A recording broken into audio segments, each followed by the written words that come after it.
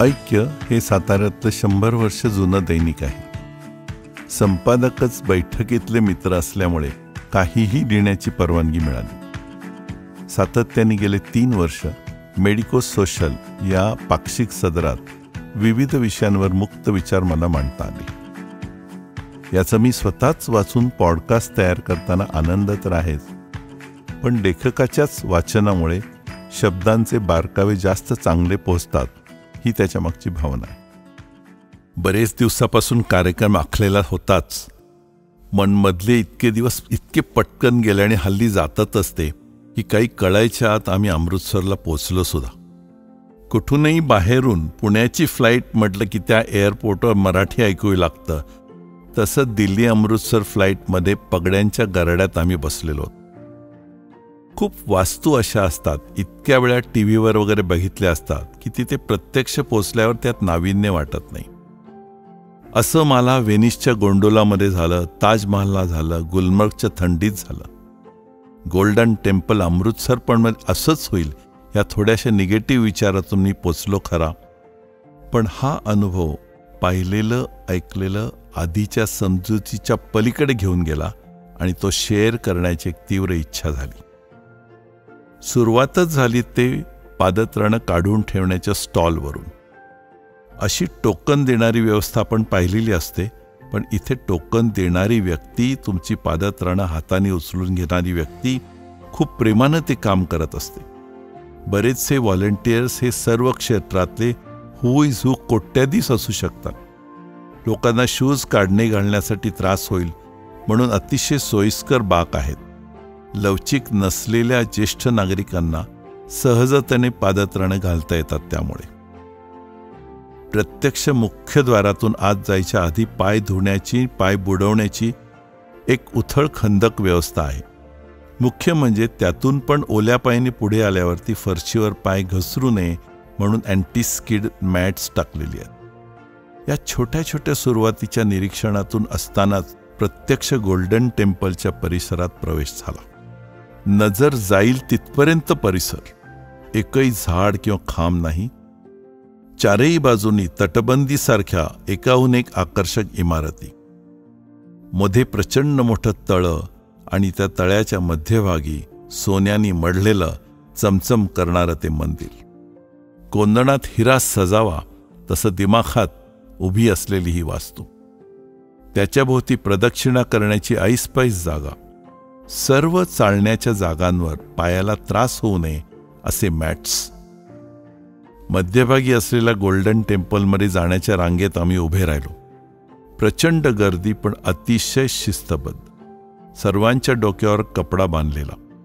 तुम्ही कुठल्या जातीचे धर्माचे आहेत काही मतलब नाही. गुरु ग्रंथ साहेबाच्या दारात तुमचं प्रेमानं स्वागत आहे. 10 रांगांची गर्दी पण प्रसन्न शांतता. सर्वजण आसमंतात पसरलेलं भक्तिसंगीत जणू आत जिरवत होते. जागोजागी या भक्तिसंगीताचे शब्द पंजाबी, इंग्लिश आणि देवनागरीत टीव्हीवर स्क्रोल होत होते. जो बोले सो निहाल सच श्री अकाल, सत्य कालातीत आहे असं म्हणणाऱ्याला शुभाशीर्वाद. ही गर्दी म्हणजे रांगा घुसण्याची वृत्ती, कलकल हे इतरत्र अनुभवलेल्याला एक सुखद अनुभव होता. मधूनच कडेवर बालकी असलेली व्यक्ती आली तर त्या पूर्ण कुटुंबाला थेट पुढपर्यंत हालचाल शक्य होत होती.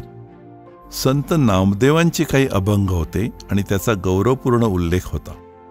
अनुग्रहित या महात्म्यांना जगाच्या सर्व कोपऱ्यात जेव्हा इंटरनेट नव्हते तेव्हा तोच सत्याचा अनुभव आला याचा अचंबा वाटतो.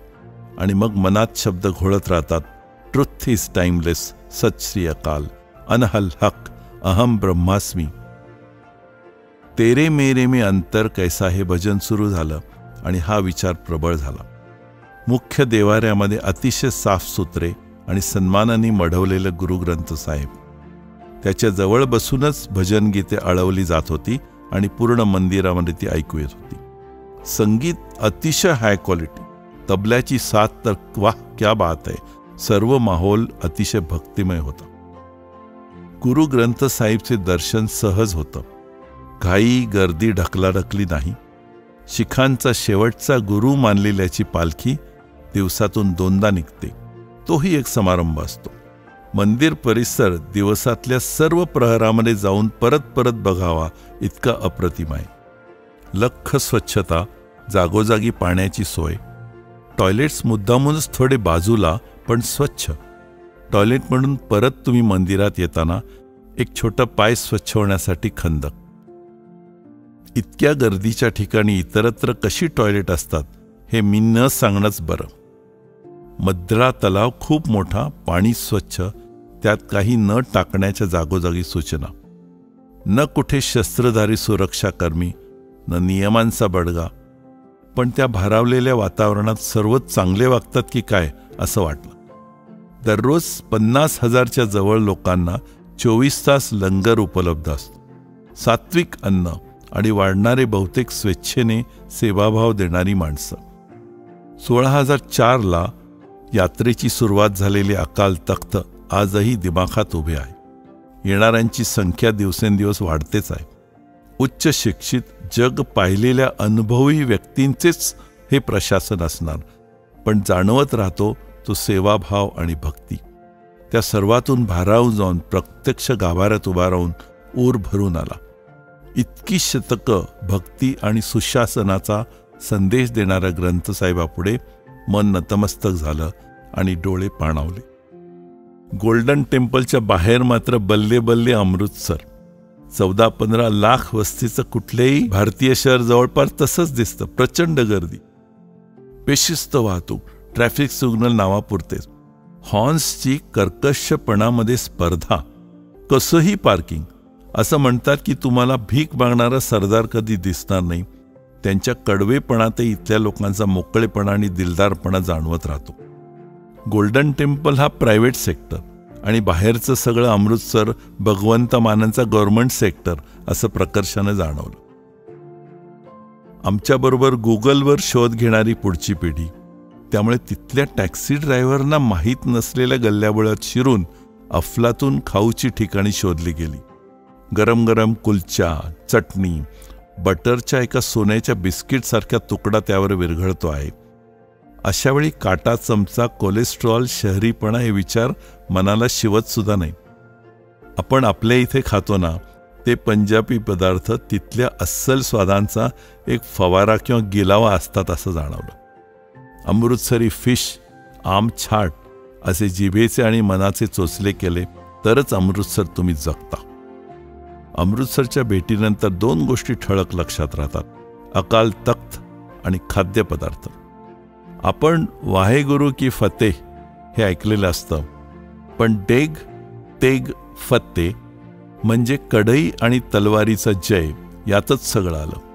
वाराणसी, रामेश्वरम सारख्या तीर्थक्षेत्रांमध्ये आणि आता गोल्डन टेम्पलमध्ये लॉजिकच्या पलीकडे जाऊन एक विलक्षण अनुभूती येते.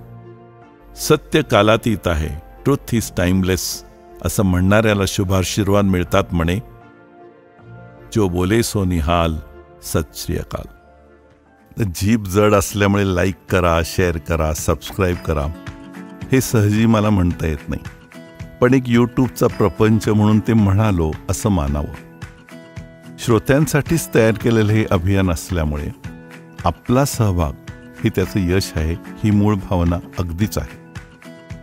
कॉमेंट्स तर जरूर याव्यात, कडू असोत, गोड असोत, किंवा रात्रीच्या शांततेत जेव्हा झोप येत नसली तर मी तुमचे पॉड्स ऐकते अशी कडू आणि गोड एकाच वेळेला कॉमेंट असावी. या सर्वांची आम्ही वाट बघत असतो.